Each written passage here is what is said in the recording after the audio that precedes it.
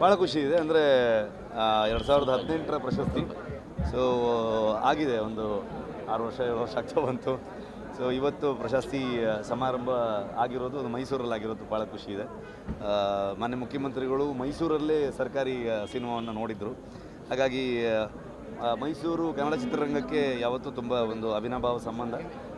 ಸಿನಿಮಾದಲ್ಲಿ ಸ್ಟುಡಿಯೋಗಳಿದ್ದಂಥದ್ದು ಕಾಲಗಳಾಗ್ಬೋದು ಅಥವಾ ಹಲವಾರು ಸಿನಿಮಾಗಳು ಇಲ್ಲಿ ಚಿತ್ರೀಕರಣ ಆಗಿರೋದು ಮತ್ತು ತುಂಬ ಕಲಾವಿದರುಗಳು ಮೈಸೂರು ಭಾಗದಿಂದ ಬಂದಿರುವಂಥದ್ದು. ಹಾಗಾಗಿ ಇಲ್ಲಿ ಸಮಾರಂಭ ತುಂಬ ವಿಶೇಷ ಅನಿಸುತ್ತೆ. ಸೊ ಭಾಳ ಖುಷಿ ಇದೆ. ಸರ್ಕಾರಿಗೆ ಅತ್ಯುತ್ತಮ ಮನೋರಂಜನಾ ಚಿತ್ರ ಪ್ರಶಸ್ತಿ ಬಂದಿದೆ. ಸೊ ಹಾಗಾಗಿ ನನ್ನ ಇಡೀ ತಂಡಕ್ಕೆ ನಾನು ಧನ್ಯವಾದಗಳನ್ನ ಹೇಳೋದಕ್ಕೆ ಇಷ್ಟಪಡ್ತೀನಿ. ನನ್ನ ಜೊತೆಗೆ ಸಹ ನಿರ್ಮಾಪಕರಾಗಿ ಅಕ್ಷತಾ ಶೆಟ್ಟಿ ಅಂತ ಇದ್ದರು ಮತ್ತು ರವಿರೈ ಕಳಸ ಅಂತ ಅಂದ್ಕೊಂಡಿದ್ದರು. ಅವ್ರಿಗೂ ನಾನು ಧನ್ಯವಾದ ಹೇಳ್ತಾ ನನ್ನ ಇಡೀ ತಂಡ, ಸಿನಿಮಾಟೋಗ್ರಫರ್ ಆಗ್ಬೋದು, ನನ್ನ ಇಡೀ ಎಲ್ಲ ಟೆಕ್ನಿಷಿಯನ್ಸ್ಗಳಿಗೆ ಮತ್ತು ಎಲ್ಲ ಮಕ್ಕಳಿಗೆ ನಾನು ಅಭಿನಂದನೆ ಸಲ್ಲಿಸೋದಕ್ಕೆ ಇಷ್ಟಪಡ್ತೀನಿ. ಈ ಪ್ರಶಸ್ತಿನ ಎಲ್ಲ ಸರ್ಕಾರಿ ಶಾಲೆ ಮಕ್ಕಳಿಗೆ ನಾನು ಡೆಡಿಕೇಟ್ ಮಾಡೋದಕ್ಕೆ ಇಷ್ಟಪಡ್ತೀನಿ. ಸರ್, ಸಿನಿಮಾ ಸಾಮಾಜಿಕ ಬದಲಾವಣೆಗೂ ಸಾಕ್ಷಿಯಾಗಿತ್ತು. ಅಂತಹ ಸಿನಿಮಾ ರಿಷಬ್ ಅವರಿಂದ ಮತ್ತೆ ನಿರೀಕ್ಷೆ ಮಾಡ್ಬೋದಾ ಅಂತೇಳಿ? ಸಾಮಾಜಿಕ ಖಂಡಿತ. ಅಂದರೆ ಸರ್ಕಾರಿ ನಾನೇ ಮಾಡಿರೋದ್ರಿಂದ ಮತ್ತೆ ಕೂಡ ಅಂಥ ಸಿನಿಮಾಗಳನ್ನು ಮಾಡುವಂಥ ಯೋಚನೆಗಳು ಇದ್ದೇ ಇದೆ. ಕನ್ನಡ ಶಾಲೆಗಳು ಉಳಿಬೇಕು ಅನ್ನೋ ನಿಟ್ಟಲ್ಲಿ ಮಾಡಿರುವಂಥದ್ದು. ಜೊತೆಗೆ ಅದ್ರ ಜೊತೆಗೆ ಮನೋರಂಜನೆಯೂ ಇದ್ದಾಗ ಹೆಚ್ಚು ಜನರನ್ನು ತಲುಪುವಂಥ ಕೆಲಸ ಆಗುತ್ತೆ ಅನ್ನೋಂಥ ಪ್ರಯತ್ನ. ಅದನ್ನು ಜನರು ತುಂಬ ದೊಡ್ಡ ಯಶಸ್ಸನ್ನು ಕೊಡ್ತಾ ಜೊತೆಗೆ ಪ್ರಶಸ್ತಿಗಳು ಬಂದಿರೋದು ಇಡೀ ತಂಡಕ್ಕೆ ತುಂಬ ಖುಷಿ ಇದೆ. ಕಾಂತಾರ ಸೀರೀಸ್ ತರ ಸರ್ಕಾರಿ ಶಾಲೆಗಳ ಸೀರೀಸ್ ಗೊತ್ತಿಲ್ಲ, ನೋಡೋಣ ಖಂಡಿತವಾಗ್ಲೂ. ಸಾಕಷ್ಟು ಅದೇ ರೀತಿ ಸಮಸ್ಯೆಗಳು ತಮ್ಮಿಂದ ಏನಾದ್ರು ನೋಡೋಣ. ಆಲ್ರೆಡಿ ಸರ್ಕಾರಿ ಶಾಲೆ ಸಿನಿಮಾದಲ್ಲಿ ಸುಮಾರಷ್ಟು ವಿಷಯಗಳನ್ನ ಅಡ್ರೆಸ್ ಮಾಡಿದ್ವಿ. ಮುಂದಿನ ದಿನಗಳಲ್ಲಿ ಏನಾಗುತ್ತೆ ಅಂತ ನೋಡೋಣ. Thank you so much. ಎಲ್ರಿಗೂ ನಮಸ್ಕಾರ. ಸರ್ಕಾರಿ ನಮ್ಮೆಲ್ರಿಗೂ ತುಂಬ ಸ್ಪೆಷಲ್ ಸಿನಿಮಾ, ಯಾಕಂದರೆ ನಮ್ಮದು ರಿಷಬ್ ಶೆಟ್ಟಿ ಫಿಲ್ಮ್ಸಿಂದ ಪ್ರೊಡ್ಯೂಸ್ ಮಾಡಿರುವಂಥ ಫಸ್ಟ್ ಸಿನಿಮಾ ಅದು. ಸೊ ಆ ಸಿನಿಮಾಗೆ ಈ ಹಿಂದೆ ನ್ಯಾಷನಲ್ ಅವಾರ್ಡ್ ಕೂಡ ಬಂದಿತ್ತು. ಇವತ್ತು ಕರ್ನಾಟಕ ಸರ್ಕಾರದಿಂದ ಅದಕ್ಕೆ ಅವಾರ್ಡ್ ಬಂದಿದೆ. ತುಂಬ ಖುಷಿ ಆಗ್ತಿದೆ. ಅವಾರ್ಡ್ಗಳು ಬಂದಾಗ ಜವಾಬ್ದಾರಿ ಹೆಚ್ಚುತ್ತೆ, ಇನ್ನಿಷ್ಟು ಒಳ್ಳೆ ಸಿನಿಮಾಗಳನ್ನು ಕೊಡೋಂಥ ಜವಾಬ್ದಾರಿಯನ್ನು ಹೆಚ್ಚುತ್ತೆ. So thank you. ಆ ಸಿನಿಮಾದಲ್ಲಿ ಕೆಲಸ ಮಾಡಿರುವಂಥ ಪ್ರತಿಯೊಬ್ಬರಿಗೂ ಧನ್ಯವಾದ. ಈ ಅವಾರ್ಡ್ ಅವರೆಲ್ಲರಿಗೂ ಸೇರುತ್ತೆ. ಹೀಗೆ ಇನ್ನೂ ಹೆಚ್ಚೆಚ್ಚು ಒಳ್ಳೆ ಕೆಲಸಗಳನ್ನು ಮಾಡೋದಕ್ಕೆ ಪ್ರೋತ್ಸಾಹ ಮಾಡ್ತಾ ಇರಿ. Thank you. ನಾಡದೇವತೆ ತಾಯಿ ಚಾಮುಂಡೇಶ್ವರಿ ಸನ್ನಿಧಾನದಲ್ಲಿ ಪ್ರಶಸ್ತಿ ತುಂಬ ಖುಷಿ ಆಗುತ್ತೆ. ಆ ತಾಯಿ ಆಶೀರ್ವಾದ ಯಾವತ್ತೂ ಸಿಕ್ಕಿದೆ ನಮಗೆ. ಹಾಗೆ ಎಲ್ಲರ ಮೇಲೂ ಆ ತಾಯಿ ಆಶೀರ್ವಾದ ಇರಲಿ ಅಂತ ಕೇಳ್ಕೊಳ್ತೀನಿ. Thank you. ಭಾಳ ಖುಷಿ ಆಯಿತು ಸರ್. ಯಾಕಂದರೆ ಭಾಳ ವರ್ಷದ ಪೆಂಡೆನ್ಸಿ ಪ್ರಶಸ್ತಿಗಳನ್ನ ಈಗ ಪ್ರದಾನ ಮಾಡಿದ್ದಾರೆ. ಖುಷಿ ಅನಿಸ್ತು. ಯಾಕಂದರೆ ಸಿನಿಮಾ ನಾವು ಮಾಡಿದಾಗ ಏನು ದುಡ್ಡು ಬರ್ತದೆ, ಏನು ಚಪ್ಪಾಳೆ ಬರ್ತದೆ, ಏನು ಬೆಂತಟ್ತಾರೆ, ಅದು ಎಲ್ಲದಕ್ಕಿಂತ ಮುಖ್ಯವಾಗಿ ಈ 300-400 ಸಿನಿಮಾಗಳಲ್ಲಿ ಒಂದು ಸಿನಿಮಾ ಗುರುತಿಸಿ ಕೊಡುವಂಥದ್ದು ಇದೆಯಲ್ಲ, ಅದು ನಿಜವಾಗ್ಲೂ ಶ್ಲಾಘನೀಯ. ಅದೇ ರೀತಿ DN ಸಿನಿಮಾಸ್ ಬ್ಯಾನರ್ ಅಡಿಯಲ್ಲಿ ನಮ್ಮ ವೈಫ್ ಹೆಸರಲ್ಲಿ ಮತ್ತು ಮಕ್ಕಳ ಹೆಸರಲ್ಲಿ ದ್ವಿತಿನ್ ನಕ್ಷಾ ಅನ್ನೋ ಹೆಸರಲ್ಲಿ ಸಿನಿಮಾ ಮಾಡಿದ್ದು. ನರ್ಗಿಸ್ ದತ್ ಅವಾರ್ಡ್ ನಮಗೆ ಸಿಕ್ಕಿದೆ. ಅಂದರೆ ಭಾಳ ವರ್ಷಗಳ ನಂತರ ಏನು ನಮ್ಮ ಇಂಟಿಗ್ರಿಟಿ ಅವಾರ್ಡ್ ಸಿಕ್ಕಿದ್ದು. ನ್ಯಾಷನಲ್ ಅವಾರ್ಡ್ ಸಿಕ್ಕಾದಮೇಲೆ ಸ್ಟೇಟ್ ಅವಾರ್ಡ್ ಅನೌನ್ಸ್ ಆಯಿತು. ಸ್ಟೇಟ್ ಅವಾರ್ಡ್ ಕಾರಣಾಂತರಗಳಿಂದ ಭಾಳ ಡಿಲೇ ಆಯಿತು. ಭಾಳ ಖುಷಿಯಾಯಿತು. ಯಾಕಂದರೆ ನಮ್ಮ ಮುಖ್ಯಮಂತ್ರಿಗಳ ಕಡೆಯಿಂದ ನಾವು ಅವಾರ್ಡ್ ತೊಗೊಂಡಿದ್ದು ಭಾಳ ದೊಡ್ಡ ಪ್ರಶಸ್ತಿ ಅದು. ಸ್ಟೇಟ್ ಅವಾರ್ಡ್ಗೆ ಅಂದರೆ ಯಾಕಂದರೆ ಈಗ ರಾಜ್ಯೋತ್ಸವ ಬೇರೆ ಆಯಿತು, ನವಂಬರ್ ತಿಂಗಳು ಬೇರೆ ಸಿಕ್ಕಿರೋದು ನಮ್ಗೆ ನಿಜವಾಗ್ಲೂ ಅದೊಂಥರ ದೊಡ್ಡ ಅವಾರ್ಡು. ಅದಕ್ಕೆ ನಾವು ಬೆಲೆ ಕಟ್ಟೋಕ್ಕಾಗಲ್ಲ. ಧನ್ಯವಾದಗಳನ್ನ ಹೇಳ್ತೀವಿ ರಾಜ್ಯ ಸರ್ಕಾರಕ್ಕೆ. ಈಗ ಸ್ಟಾರ್ಗಳ ಸಿನಿಮಾಗಳನ್ನ ಸಾಕಷ್ಟು ಮಾಡಿದರೆ, ಸ್ಟಾರ್ ಇಲ್ಲದೇ ಇರುವಂಥ ಸಿನಿಮಾಗೆ ಒಂದು ಪ್ರಶಸ್ತಿ ಎಷ್ಟು ಖುಷಿ ಕೊಡ್ತದೆ ಇನಿಷಿಯಲ್ ಸ್ಟೇಜಲ್ಲಿ?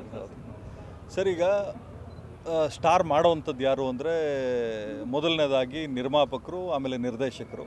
ಅದಾದ ನಂತರ ಜನಗಳು ಸ್ಟಾರ್ ಮಾಡ್ತಾರೆ. ಎಲ್ಲದಕ್ಕಿಂತ ಮುಖ್ಯವಾಗಿ ದೊಡ್ಡ ಸ್ಟಾರ್ ಯಾರು ಒಂದು ಸಿನಿಮಾಕ್ಕೆ ಅಂದರೆ ಅದು ನಿರ್ಮಾಪಕರು, ನಿರ್ದೇಶಕರೇ ದೊಡ್ಡ ಸ್ಟಾರು. ಯಾಕಂದರೆ ಈಗಾಗಲೇ ನಾನು ಒಬ್ರಿಗೆ ಹೇಳಿದ್ದೆ, ಏನು ಯಾರೋ ಒಬ್ರು ಹೇಳಿದರು, ಒಂದು ನಿರ್ಮಾಪಕರು ಇದ್ದರೆ ಸ್ಟಾರ್ ಆಗಲ್ಲ, ಒಂದು ಸಿನಿಮಾ ಆಗ್ತದೆ ಅಂಥೇಳಿ. ಸೊ ಒಂದು ನಿದರ್ಶನ ಏನು ಅಂದರೆ ನಿರ್ದೇಶಕರು, ನಿರ್ಮಾಪಕರು ಸೇರಿದಾಗ ಮಾತ್ರ ಒಂದು ಸ್ಟಾರ್ನ ಹುಟ್ಟಾಕುವಂಥ ಶಕ್ತಿ ಇರ್ತದೆ ಅಂತ ಇದೊಂದು ದೊಡ್ಡ ನಿದರ್ಶನ.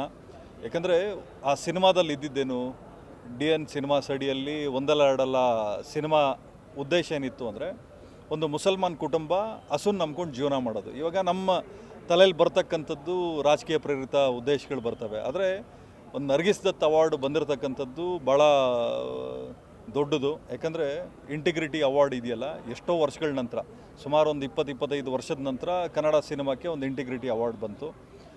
ಆ ಸಿನಿಮಾ ಮುಖ್ಯ ಲೈನ್ ಏನು ಅಂದರೆ, ಒಂದು ಮುಸಲ್ಮಾನ್ ಕುಟುಂಬ ಹಸುನ ನಂಬ್ಕೊಂಡು ಜೀವನ ಮಾಡ್ತಾ ಇರ್ತಾರೆ.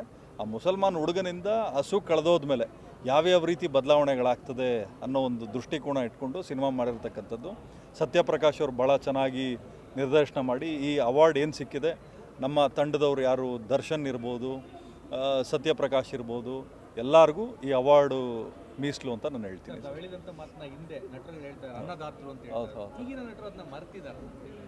ಸರಿ, ಈಗ ಏನಾಗ್ತದೆ ಅಂದರೆ, ಸಿನಿಮಾ ಸ್ಟಾರ್ ಆದಮೇಲೆ ಅಂದಾತರು ಬೇಕಾದಷ್ಟು ಜನ ಆಗ್ಬಿಡ್ತಾರೆ. ಅಂದರೆ ನಿರ್ಮಾಪಕರು ಬಿಟ್ಟು ಈ ಒಂದಷ್ಟು ಫ್ಯಾನ್ ಕ್ಲಬ್ಗಳನ್ನ ಕಟ್ಕೊಂಡು ಒಂದಷ್ಟು ಕ್ಯಾಂಪೇನ್ಗಳಿಗೆ ಕರ್ಕೊಂಡೋಗಿ ಅನ್ನ ಹಾಕಿದ್ರೆ ಅವ್ರನ್ನ ಅಂದಾತರು ಅಂತಾರೆ. ಅದಲ್ಲ ಯಾಕಂದರೆ ಪ್ರತಿನಿತ್ಯ ಅನ್ನ ಕೊಡೋರು ಅಂದಾತ್ರೆ ಹೊರತು ವರ್ಷಕ್ಕೊಂದ್ಸಲಿ ಅನ್ನ ಹಾಕೋರು ಅಂದಾತ್ರೆ ಯಾವತ್ತೂ ಆಗಲ್ಲ.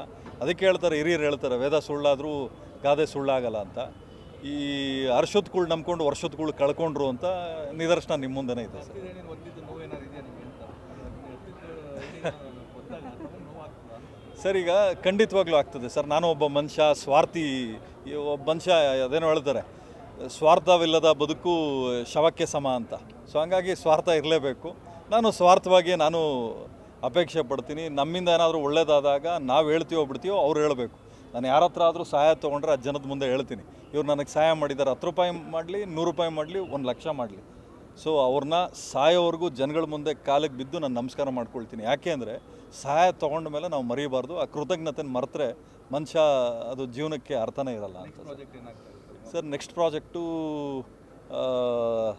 ಒಂದು 2 ಹೀರೋಗಳು ಫೈನಲ್ ಮಾಡ್ಕೊಂಡು ಈಗ ಬರೋ ವರ್ಷದಲ್ಲಿ ಒಂದು ಸಿನಿಮಾ ಅನೌನ್ಸ್ ಮಾಡ್ತೀವಿ. ಖಂಡಿತವಾಗ್ಲೂ ಜನಗಳಿಗೆ ಇವಾಗ ಮುಖ್ಯಮಂತ್ರಿಗಳು ಹೇಳಿದ್ದಾರೆ, ಸಾಮಾಜಿಕವಾಗಿ ಒಂದು ಒಳ್ಳೆ ಉದ್ದೇಶ ಮತ್ತು ಒಳ್ಳೆ ಮೆಸೇಜ್ ಕೊಡುವಂಥ ಸಿನಿಮಾ ಆಗಬೇಕು ಅಂತ. ಖಂಡಿತವಾಗ್ಲೂ ಜವಾಬ್ದಾರಿಯಿಂದ ಮಾಸು ಕ್ಲಾಸ್ ಜೊತೆಯಲ್ಲಿ ಸೋಷಿಯಲ್ ಇನ್ಫಾರ್ಮೇಷನ್ನು, ಸೋಷಿಯಲ್ ರೆಸ್ಪಾನ್ಸಿಬಿಲಿಟಿ ಇರುವಂಥ ಸಿನಿಮಾ ಖಂಡಿತವಾಗ್ಲೂ ಮಾಡಿ. ಇಲ್ಲ ಸರ್, ಕರ್ನಾಟಕ ಮಾತ್ರ. ಪ್ಯಾನ್ ಇಂಡಿಯಾ ಅಂತ ಹೋಗಿ ನನ್ನ ಅನುಭವ ನಾನು ಈಗಾಗಲೇ ಹೇಳಿದ್ದೀನಿ. ಪ್ಯಾನ್ ಇಂಡಿಯಾ ಅಂತ ಹೋದವರೆಲ್ಲ ಕೊನೆಗೆ ಜೋಬ್ ಖಾಲಿ ಮಾಡ್ಕೊಂಡು ಬಂದಿದ್ದಾರೆ. ಸೊ ನಮ್ಮ ಎಷ್ಟೇ ಆಗಲಿ ಹಳೆ ಹೆಂಡ್ತಿ ಪಾದನೆ ಗಟ್ಟಿ ಅಂದಂಗೆ ನಮ್ಮ ಕರ್ನಾಟಕದ ಜನನೇ ನಮಗೆ ಗಟ್ಟಿ ಸರ್. ಕರ್ನಾಟಕವೇ ಸಾಂಸ್ಕೃತಿಕವಾಗಿ ಬಹಳ ಶ್ರೀಮಂತವಾದಂತಹ ರಾಜ್ಯ. ಅದರಲ್ಲೂ ಕಲೆ, ಸಾಹಿತ್ಯ, ಸಂಗೀತ ಇವೆಲ್ಲಕ್ಕೂ ಬಹಳ ಪ್ರಮುಖವಾಗಿ ಆದ್ಯತೆ ಕೊಡ್ತಕ್ಕಂತಹ ಸರ್ಕಾರ. ಮೊನ್ನೆ ಮುಖ್ಯಮಂತ್ರಿ ಸಿದ್ದರಾಮಯ್ಯನವರಿಗೆ ಕನ್ನಡ ಪರವಾದಂತಹ ಮನಸ್ಸು. ಅದರಲ್ಲೂ ಮೈಸೂರು ನಗರ ಅಂತ ಹೇಳಿದ್ರೆ ಮಹಾರಾಜರು ಆಳ್ವಡಿಕೆ ಮಾಡಿದಂಥದ್ದು. ಕೃಷ್ಣದೇವರಾಯರು, ಒಡೆಯರವರೆಲ್ಲ, ಕೃಷ್ಣದೇವರಾಯರು ಸಾರಿ ಶ್ರೀ ಕೃಷ್ಣದೇವ ನಾಲ್ವಡಿ ಕೃಷ್ಣದೇವರಾಜ ಒಡೆಯರವರು ಅವರು ಆಡಳಿತ ಮಾಡಬಹುದಂಥದ್ದು. ಮತ್ತು ಈ ಒಂದು ಮೈಸೂರು ನಗರಿ ಕೂಡ ಸಾಂಸ್ಕೃತಿಕವಾಗಿ ಬಹಳ ಶ್ರೀಮಂತವಾಗಿರ್ತಕ್ಕಂಥ ಒಂದು ಸ್ಥಳ. ಇಲ್ಲಿ ಡಾಕ್ಟರ್ ರಾಜ್ಕುಮಾರ್ ಅವರ ಹೆಸರಿನ ಪ್ರಶಸ್ತಿಯನ್ನು ಕೊಡಮಾಡಿರ್ತಕ್ಕಂಥದ್ದಕ್ಕೆ ನಾನು ಬಹಳ ಬಹಳ ಬಹಳ ಒಂದು ಪುಣ್ಯ ಮಾಡಿದ್ದೆ ಅಂತ ನನಗೆ ಅನಿಸುತ್ತೆ. ಯಾಕೆಂದರೆ ಡಾಕ್ಟರ್ ರಾಜ್ಕುಮಾರ್ ಅವರು ಈ ನಾಡಿನ, ಈ ದೇಶದ, ಪ್ರಪಂಚದಲ್ಲೇ ಅಂತ ಹೇಳ್ಬೋದು, ಜನರು ಕಂಡಂತಹ ಬಹಳ ದೊಡ್ಡ ಶ್ರೇಷ್ಠ ದಿಗ್ಗಜ, ಕಲಾ ಸಾಂಸ್ಕೃತಿಕ ಲೋಕದ ದಿಗ್ಗಜ. ಅವರ ಸಾಧನೆಯ ತೃಣವು ನಮ್ಮದಲ್ಲ. ಅವರ ಹೆಸರಿನ ಪ್ರಶಸ್ತಿಯನ್ನು ನಮಗೆ ಕೊಡಮಾಡಿದ್ದಾರೆ ಅಂತ ಹೇಳಿದ್ರೆ ನಾನು ತುಂಬ ತುಂಬ ತುಂಬ ಆಯ್ಕೆ ಸಮಿತಿಗೆ ಮತ್ತು ಸರ್ಕಾರಕ್ಕೆ ಮತ್ತು ನಮ್ಮನ್ನು ಇಲ್ಲಿವರೆಗೂ ತಂದು ಮುಟ್ಟಿಸಿದಂಥ ಪ್ರೇಕ್ಷಕ ವರ್ಗಕ್ಕೆ, ನನ್ನ ತಾಯ್ನಾಡಿನ ಭಾಷೆ ಕನ್ನಡಕ್ಕೆ ಸದಾ ಕಾಲ ಋಣಿಯಾಗಿರ್ತೇನೆ. ಇನ್ನೂ ಹೆಚ್ಚು ಹೆಚ್ಚು ಕೆಲಸಗಳನ್ನು ಮಾಡಬೇಕು, ಇನ್ನೂ ಒಳ್ಳೆಯ ಕೆಲಸಗಳನ್ನು ಮಾಡಬೇಕು ಅನ್ನುವಂಥ ಹುಮ್ಮಸ್ಸು ಸದಾ ಕಾಲ ನನ್ನಲ್ಲಿ ಜಾಗೃತವಾಗಿರುತ್ತೆ. ಅದಿನ್ನೂ ಹೆಚ್ಚಾಗತ್ತೆ. ಧನ್ಯವಾದಗಳು. ತೆರೆ ಮೇಲೆ ಪ್ರೇಕ್ಷಕರು ತಮ್ಮ ಜಾಸ್ತಿ ಮಿಸ್ ಮಾಡ್ಕೋತಾ ಇದ್ದಾರೆ, ಪ್ರೇಕ್ಷಕರಿಗೆ ಅಭಿಮಾನಿ. ಇಲ್ಲ, ನಾನು ಚಿತ್ರಗಳನ್ನು ಮಾಡ್ತಾ ಇದ್ದೇನೆ, ಆದರೆ ಬರಬೇಕು ತೆರೆಗೆ. ಈಗ ಲ್ಯಾಂಡ್ ಲಾರ್ಡ್ ಮಾಡ್ತಾ ಇದ್ದೇನೆ, ಆಮೇಲೆ ಅಣ್ಣ ಫ್ರಮ್ ಮೆಕ್ಸಿಕೋ ಮಾಡ್ತಾ ಇದ್ದೇನೆ, ಆಮೇಲೆ ಗೋವಿಂದಾಯ ನಮಃ ಅಂತ ಒಂದು ಚಿತ್ರ ಮಾಡ್ತಾ ಇದ್ದೇನೆ, ಉತ್ತರಾಖಂಡ ಸ್ಟಾರ್ಟ್ ಆಗಬೇಕು. ಹೀಗೆ ಒಂದು 5-6 ಸಿನಿಮಾಗಳನ್ನು ಮಾಡ್ತಾ ಇದ್ದೇನೆ. ಅದು ತೆರೆಗೆ ಬರಬೇಕು, ಸಿದ್ಧ ಆಗ್ತಾ ಇದೆ. ಮೇಡಮ್, ಹೆಂಗಾದ ಸಂದರ್ಭದಲ್ಲಿ ತಾಯಿ ಪಾತ್ರಗಳು ಸಿಕ್ತು, ತಾಯಿ ಪಾತ್ರ ಮಾಡುವಂಥ ಸಂದರ್ಭದಲ್ಲಿ ಕಡಿಮೆ ಆಯಿತು ಅಂತ ಅನಿಸ್ತಾ ಇಲ್ಲ?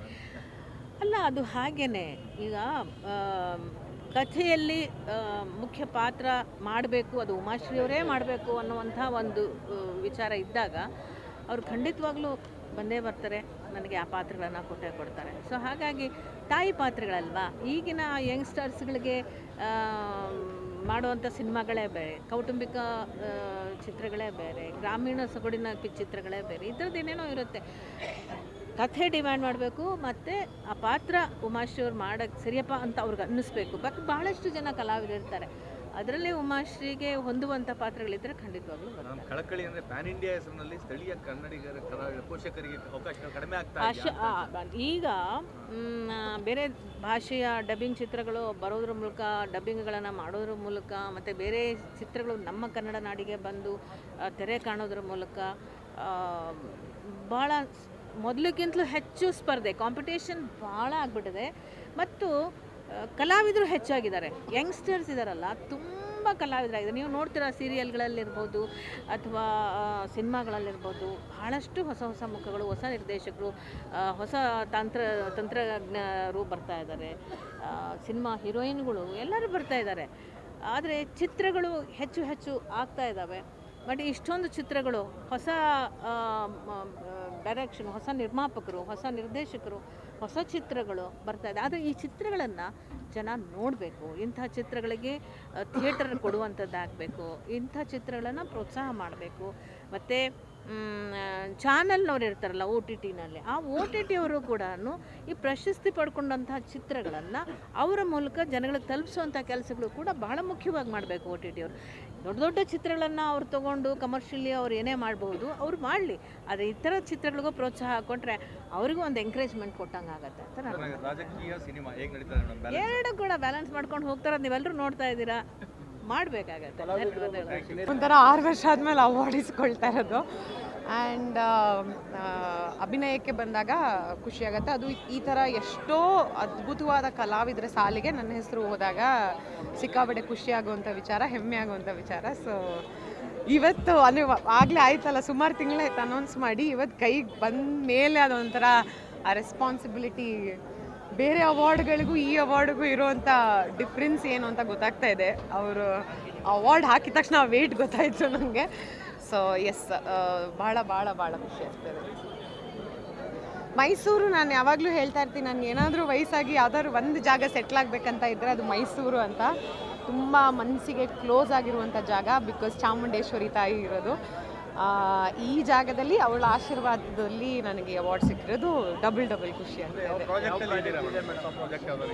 ಸದ್ಯಕ್ಕೆ ಈಗ ಒಂದು ಸಿನಿಮಾ ಒಪ್ಕೊಂಡಿದ್ದೀನಿ, ಸಿನಿಮಾ ತಂಡ ಅವರೇ ಅನೌನ್ಸ್ ಮಾಡಬೇಕು. ಅದರಲ್ಲೂ ಅಷ್ಟೇ ಎಲ್ಲ ಪರ್ಫಾರ್ಮ್ ಮಾಡುವಂಥ ಆರ್ಟಿಸ್ಟ್ಗಳ ಸುತ್ತಮುತ್ತ ಒಂದು ಒಳ್ಳೆ ಸಿನಿಮಾ ಒಪ್ಕೊಂಡಿರೋದು ತುಂಬ ವರ್ಷಗಳಾದ ಮೇಲೆ. ಐ ಥಿಂಕ್ ಇದು ಸ್ಟೇಟ್ ಅವಾರ್ಡ್ ಬಂದಿದ್ದು ಅದೃಷ್ಟವೋ ಏನೋ ಗೊತ್ತಿಲ್ಲ. ಒಳ್ಳೆ ಸಿನಿಮಾ, ಒಳ್ಳೆ ಸ್ಕ್ರಿಪ್ಟ್ ಸಿಕ್ತು. ಅದನ್ನು ಅವ್ರು ಅನೌನ್ಸ್ ಮಾಡೋಕೆ ಮುಂಚೆ ಮಾಡೋಕ್ಕಲ್ಲ, ಬಟ್ ಒಂದು ಸಿನಿಮಾ ಅಂತೂ ಒಪ್ಕೊಂಡಿದ್ದೇನೆ ಅದಂತ ಹೇಳ್ಬೋದು.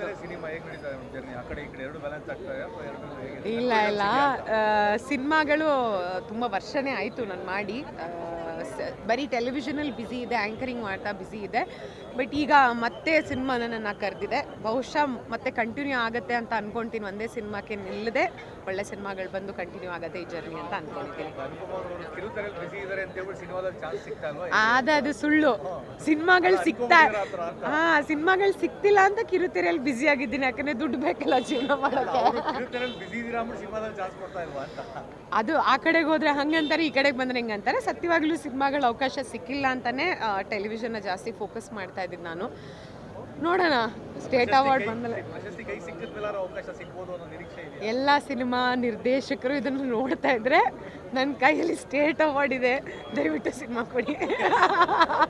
Thank you so much. Thank you. Definitely ಖುಷಿ ಆಗುತ್ತೆ. ಯಾಕೆಂದರೆ ನಾವು ಈ ಸಿನಿಮಾ ಪ್ರೊಡ್ಯೂಸ್ ಮಾಡೋಕ್ಕೆ ಡಿಸೈಡ್ ಮಾಡಿದಾಗ ಅಥವಾ ಕೃಷ್ಣ ನಿರ್ದೇಶನ ಮಾಡಬೇಕು ಅಂತ ಡಿಸೈಡ್ ಮಾಡಿದಾಗ ನಾವು ಎಕ್ಸ್ಪೆಕ್ಟ್ ಮಾಡಿರಲಿಲ್ಲ ಆಬ್ವಿಯಸ್ಲಿ. ಬಿಕಾಸ್ ಒಂದೇ ಸಿನಿಮಾಗೆ 2 ಪ್ರಶಸ್ತಿ ಬಂದಿರೋವಂಥದ್ದು ಬಹಳ ಡಬಲ್ ಧಮಾಕ ಥರ ಖುಷಿ ಆಗುತ್ತೆ. ಸೊ ಹಾಗೆ ನಮ್ಮ ಸಿನಿಮಾನ ಇಷ್ಟಪಟ್ಟಿರೋ ಆಡಿಯನ್ಸ್ನ ಡೆಫಿನೆಟ್ಲಿ ಡಿಸಪಾಯಿಂಟ್ ಮಾಡಲ್ಲ. ಲವ್ ಮಾಕ್ಟೇಲ್ 3 ಕೂಡ ರೆಡಿ ಆಗಿದೆ. ಸೊ ಹಾಗಾಗಿ ಖುಷಿ ಆಗುತ್ತೆ. ಅಂದರೆ ಒಂದೇ ಸಿನಿಮಾಗೆ ಇಷ್ಟೊಂದು ಪ್ರಶಸ್ತಿ ಆ್ಯಂಡ್ ಜನರ ಮೆಚ್ಚುಗೆ ಕೂಡ ಪಡೆದಿರೋಂಥದ್ದು ತುಂಬ ಖುಷಿಯಾಗುತ್ತೆ, ತುಂಬ ಹೆಮ್ಮೆ ಆಗುತ್ತೆ. ಆ್ಯಂಡ್ ಸ್ಟೇಟ್ ಅವಾರ್ಡ್ ಅಂದರೆ ಒಂದು ವೆರಿ ಪ್ರೆಸ್ಟೀಜಿಯಸ್ ಅವಾರ್ಡ್. ಸೊ ಅದು ಸಿಕ್ಕಿರೋದು, ಪ್ಲಸ್ ನಮಗೆ ಲವ್ ಮಾಕ್ಟೇಲ್ಗೆ, ಸೈಮಾ, ಫಿಲ್ಮ್ ಫೇರು, ಈಗ ಸ್ಟೇಟ್ ಅವಾರ್ಡು, ಐ ಥಿಂಕ್ ಇದಕ್ಕಿಂತ ಜಾಸ್ತಿ ಏನು ಕೇಳೋಕ್ಕಾಗಲ್ಲ. ಇನ್ಫ್ಯಾಕ್ಟ್ ಎಲ್ಲದಕ್ಕಿಂತ ದೊಡ್ಡ ಅವಾರ್ಡು. ಜನಗಳು ಕೂಡ ಅದನ್ನು ಅಷ್ಟು ಒಪ್ಕೊಂಡಿದ್ದಾರೆ, ಮೆಚ್ಕೊಂಡಿದ್ದಾರೆ. ಭಾಳ ಅಂದರೆ ಭಾಳ ಖುಷಿ ಆಗ್ತಿದೆ. ಅಂದರೆ ಮೊದಲನೇ ಡೈರೆಕ್ಷನಲ್ಲಿ ಇಷ್ಟೊಂದು ಅವಾರ್ಡ್ಗಳು ಬಂದಿರೋದು ಭಾಳ ಖುಷಿ ಆಗ್ತದೆ. ಮೈಸೂರಿನ ಹುಡುಗರಿಗೆ ಮೈಸೂರಿನಲ್ಲೇ ಅವಾರ್ಡ್ ಕೊಟ್ಟಿರುವಂಥದ್ದು, ಯಾಕಂದರೆ ರಾಜ್ಯದ್ದು ಯಾವಾಗ ಬೆಂಗಳೂರಲ್ಲಿ ಆಗ್ತಾ ಇದೆ, ಮೈಸೂರಿನಾಗಿ ನಮಗೆ ಮೈಸೂರಲ್ಲೇ ಸಿಕ್ಕಿರುವಂಥದ್ದು ಅದೇ ಅದೊಂದು ಅದೃಷ್ಟ ಅನಿಸುತ್ತೆ, ನಮ್ಮೂರಲ್ಲೇ ಸಿಕ್ಕಿರೋದು. ಯಾಕಂದರೆ ಈ ಕತೆ ಶುರುವಾಗಿದ್ದು ಅಥವಾ ನನ್ನ ಜರ್ನಿ ಸ್ಟಾರ್ಟ್ ಆಗಿದ್ದೆ ಮೈಸೂರಲ್ಲಿ. ಸೊ ಇಲ್ಲಿ ಬಂದು ಅವಾರ್ಡ್ ತಗೊಳ್ಳೋದು I think it's a very special feeling.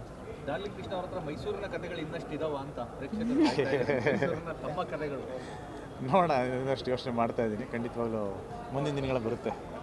Speed up ಆಗ್ತೀರಾ ಸರ್? ಜಾಸ್ತಿ ವರ್ಷಕ್ಕೆ 2-3 ಸಲ ಬರುವಂಥದ್ದು ಅಥವಾ ತುಂಬ ವರ್ಷಗಳು ಕಾಯಿಸ್ತೀರಾ ಅಂತ? ಇಲ್ಲ, ಬರ್ತಾ ಇದೀವಲ್ಲ ಆಲ್ರೆಡಿ. ಈಗ ಬ್ರ್ಯಾಟ್ ಬಂದಿದೆ, ಚೆನ್ನಾಗಿ ಎಲ್ಲ ರಿಸೀವ್ ಮಾಡಿದ್ದಾರೆ. ಅಗೇನ್ ಫಾದರ್ ಬರುತ್ತೆ, ಲವ್ ಮಾಕ್ಟೇಲ್ 3 ಬರುತ್ತೆ. ಸೊ 3 ಸಿನಿಮಾಗಳ ಬ್ಯಾಕ್ ಟು ಬ್ಯಾಕ್ ಬರುತ್ತೆ ಈಗ. Thank you. ತುಂಬ ಖುಷಿಯಾಗುತ್ತೆ. ನನ್ನ ಈ ಅವಾರ್ಡು ಐ ಸಿ ಯು ವಾರ್ಡಲ್ಲಿದ್ದೆ ನಾನು. ಸಿನಿಮಾ ಮಾಡಿದ ನನಗೆ ಸ್ಟ್ರೋಕ್ ಆಗಿತ್ತು, ಪ್ಯಾರಲೈಸ್ ಆಗಿತ್ತು. ICU ವಾರ್ಡಲ್ಲಿದ್ದೆ.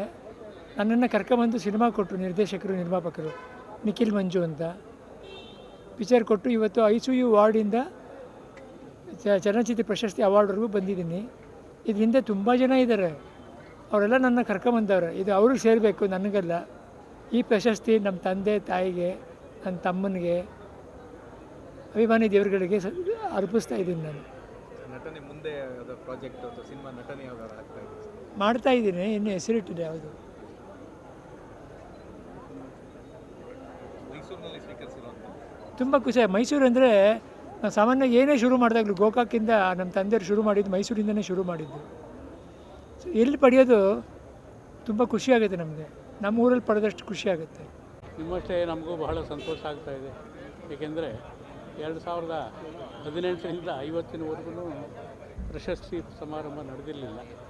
ಈ ವರ್ಷ 18 ಮತ್ತು 19 ಇಸ್ವಿ 2 ವರ್ಷಗಳು ಒಟ್ಟಿಗೆ ಸೇರಿ ಈ ದೊಡ್ಡ ಸಮಾರಂಭದಲ್ಲಿ ನಮಗೆಲ್ಲ ಪ್ರಶಸ್ತಿ ಕೊಟ್ಟಿದ್ದಾರೆ. ಅದಕ್ಕೆ ನಾವು ಘನ ಸರ್ಕಾರಕ್ಕೆ ಆಭಾರಿಯಾಗಿರ್ತೀವಿ. ಇಂಥ ಒಂದು ಪ್ರತಿ ವರ್ಷ ಆಯಾ ವರ್ಷಗಳೇ ಕೊಟ್ಟರೆ ಬಹಳ ಚೆನ್ನಾಗಿರುತ್ತೆ ಅಂತ ಮುಖ್ಯಮಂತ್ರಿಗಳು ಮಾತಾಡಬೇಕಾದ್ರೆ ಇನ್ನು ಮೇಲೆ ಪ್ರತಿ ವರ್ಷ ಆಯಾ ವರ್ಷದಲ್ಲೇ ಕೊಡೋದಕ್ಕೆ ನಾವು ತೀರ್ಮಾನ ಮಾಡಿದ್ದೀವಿ ಅಂತ ಹೇಳಿ. ಸೊ ಹಾಗಾಗಿ ಎಲ್ರಿಗೂ ಅನುಕೂಲವಾಗುತ್ತೆ. ಯಾಕೆಂತಂದರೆ ನೋಡಿ, ಈಗ 2 ವರ್ಷದ ಕೊಟ್ಟಿದ್ದರಿಂದ 2 ವರ್ಷದ ಸುಮಾರು 70-80 ಜನ ಗೊಂಬೆ ಆಗ್ಬಿಡುತ್ತೆ. ಆಯಾ ವರ್ಷದ್ದೇ ಕೊಟ್ಟರೆ ಸ್ವಲ್ಪ ಎಲ್ರಿಗೂ ಖುಷಿ ಇರುತ್ತೆ, ನೋಡೋದಕ್ಕೂ ಆನಂದವಾಗುತ್ತೆ. ಸೊ ಇಂಥ ಒಂದು ಸಮಾರಂಭದಲ್ಲಿ ಭಾಗವಹಿಸೋದಕ್ಕೆ ನನಗೆ ಬಹಳ ಸಂತೋಷವಾಗ್ತಿದೆ. ಕರ್ನಾಟಕ ಸರ್ಕಾರಕ್ಕೆ ನಾನು ಧನ್ಯವಾದಗಳು ಅರ್ಪಿಸ್ತೀನಿ. ನಮಸ್ಕಾರ. ಮೈಸೂರಲ್ಲಿ ಈಗಷ್ಟೇ ವೈಭವದ ದಸರೆ ಮುಗಿದಿದೆ, ಕನ್ನಡ ರಾಜ್ಯೋತ್ಸವ ಮುಗಿದಿದೆ ಅಥವಾ ಶುರುವಾಗಿದೆ. ಈ ಸರಣಿಯಲ್ಲಿ ಚಲನಚಿತ್ರ ಪ್ರಶಸ್ತಿ ಸಮಾರಂಭ, ಅದು 2 ವರ್ಷದ್ದು. ಇತ್ತೀಚೆಗೆ ನಮ್ಮ ಮೈಸೂರಿನ ಒಡನಾಟ ಜಾಸ್ತಿ ಆಗಿದೆ. ಅಂದರೆ ಇಲ್ಲಿಯವನೇ ನಾನು ಫಿಲ್ಮ್ ಸಿಟಿ ವಿಷಯಕ್ಕೆ ಅನೇಕ ಸಂದರ್ಭಗಳಲ್ಲಿ ಹಲವಾರು ನಿರ್ದೇಶಕರ ಜೊತೆಗೆ ಬಂದು ಇಲ್ಲಿ ಅನೇಕ ಚರ್ಚೆಯಲ್ಲಿ ಭಾಗವಹಿಸಿದೆ. ಇವತ್ತು ನಾನು ನಮ್ಮ ಮಿತ್ರರಾದ ಶಂಕರೇಗೌಡರು ಇಂಡಿಯಾ ವರ್ಸಸ್ ಇಂಗ್ಲೆಂಡ್ ಚಿತ್ರಕ್ಕೆ 2019ನೇ ಸಾಲಿನ ಅತ್ಯುತ್ತಮ ಮನರಂಜನಾತ್ಮಕ ಚಿತ್ರ ಅನ್ನುವಂಥ ಪ್ರಶಸ್ತಿಯನ್ನು ಪಡೆದಿದ್ದೀವಿ. ಈ ಪ್ರಶಸ್ತಿಯನ್ನು ನೀಡಿದಂತಹ ಸರ್ಕಾರಕ್ಕೆ ನಾವು ತುಂಬ ಕೃತಜ್ಞರಾಗಿದ್ದೀವಿ. ಮುಖ್ಯವಾಗಿ ಇದನ್ನು ಮೈಸೂರಲ್ಲಿ ನಾವೆಲ್ಲ ಓದಿ ಬೆಳೆದ ನಮ್ಮ ಊರು ಇದು. ಹಾಗಾಗಿ ಇಲ್ಲಿ ವಿಶೇಷವಾದಂಥ ಮೆರುಗು, ವಿಶೇಷವಾದಂಥ ಸಂತೋಷ, ಸಂಭ್ರಮ, ಸಡಗರ. ಹೀಗಾಗಿ ಪ್ರತಿಯೊಬ್ಬರಿಗೂ ನನ್ನ ಪ್ರೀತಿಯ ಧನ್ಯವಾದಗಳು. ಸರ್, ಇತ್ತೀಚೆಗೆ ಸಾಮಾಜಿಕ ಮತ್ತು ಕಾದಂಬರಿ ಆಧಾರಿತ ಸಿನಿಮಾಗಳ ಸಂಖ್ಯೆ ಕಡಿಮೆ ಆಗ್ತಾ ಇದೆ ಅಂತ ಅನ್ಸುತ್ತೆ ಸರ್, ಜನರಿಗೆ ಕೊಡಲಿಕ್ಕೆ. ನಾನಂತೂ ಮಾಡ್ತಾ ಇದ್ದೀನಿ. ಮಾಡ್ತಿದ್ದೀರಿ. ನಾವಿಬ್ಬರು ಈಗ ಇಷ್ಟಕಾಮಿ ಅಂತ ಶಂಕರೇಗೌಡರು ನಿರ್ಮಾಣ ಮಾಡಿದರು 3-4 ವರ್ಷದ ಹಿಂದೆ. ಅದು ಕಾದಂಬರಿ ಆಧಾರಿತ, ದೊಡ್ಡ ವೆಂಕಟಗಿರಿ ಅವ್ರದ್ದು. ನಾನು ಈಗ ಬಿಡುಗಡೆಗೆ ಸಿದ್ಧವಾಗಿರೋ ಅಮೇರಿಕ ಭಾಗ 2 ಕೂಡ ಕಾದಂಬರಿ, ಕ್ಷಮೆ ಕಾದಂಬರಿ ಆಧಾರಿತವಾದ್ದು. ಬರಹಗಾರನಾಗಿ ನಾನು ಅದನ್ನು ಇಷ್ಟಪಡ್ತೀನಿ. ಎಲ್ಲರೂ ಅದನ್ನು ಗಮನಿಸಬೇಕು ಅಂತ ಹೇಳಬಹುದು. ಆದರೆ ವ್ಯವಹಾರದ ಭಾರದಲ್ಲಿರುವಂಥ ಸಿನಿಮಾದಲ್ಲಿ ಇತ್ತೀಚೆಗೆ ಸಾಹಿತ್ಯ ಕಡಿಮೆ ಆಗ್ತಿದೆ ಅನ್ನುವಂಥ ನಿಮ್ಮ ಮಾತು ಒಪ್ಕೊಳ್ತಕ್ಕಂಥದ್ದೇ. ಆದಷ್ಟು ಕನ್ನಡ ಸಾಹಿತ್ಯ ಕೃತಿಗಳು, ಕಥೆ ಕಾದಂಬರಿಗಳು, ಗೀತೆಗಳು ಇವುಗಳನ್ನು ಅಳವಡಿಸುವ ಕಡೆಗೆ ನನ್ನ ಸಹೋದ್ಯೋಗಿ ಮಿತ್ರರು ಪ್ರಯತ್ನ ಮಾಡಬೇಕು ಅಂತ ಮನವಿ ಮಾಡಿಕೊಡ್ತೀನಿ.